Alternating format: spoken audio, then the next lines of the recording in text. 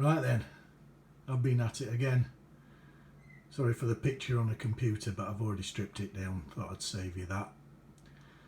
I bought this one's a real basket case, Honda CM125 1983, but it looks pretty much complete. There's a few oddities on it, but yeah, I've got a table full of spares and tyres and things. So it's where the VT500 was last year currently. So where did we get to? We've stripped it down. Can't get the engine out because there's a snapped off engine mounting bolts, snapped off and seized into the engine. I'll have to think about that one later. And it's missing a centre stand, which makes working on it a real pain. But it's in pieces. The rest of it, well, the tank is here.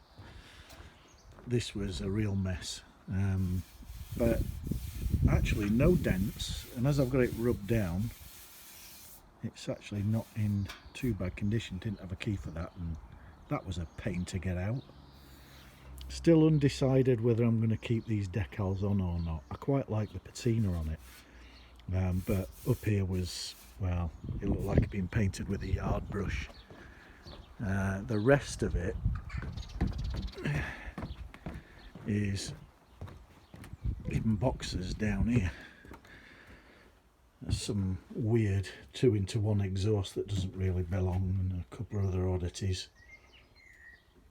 Oh, there's my beautiful Magna. Don't worry, baby, coming out soon.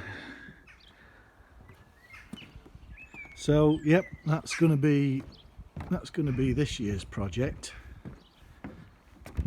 and we're going to get it back on the road, and then I think my wife's going to do.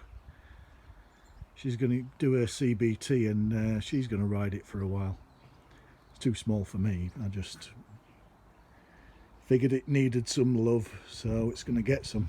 We'll get it back together.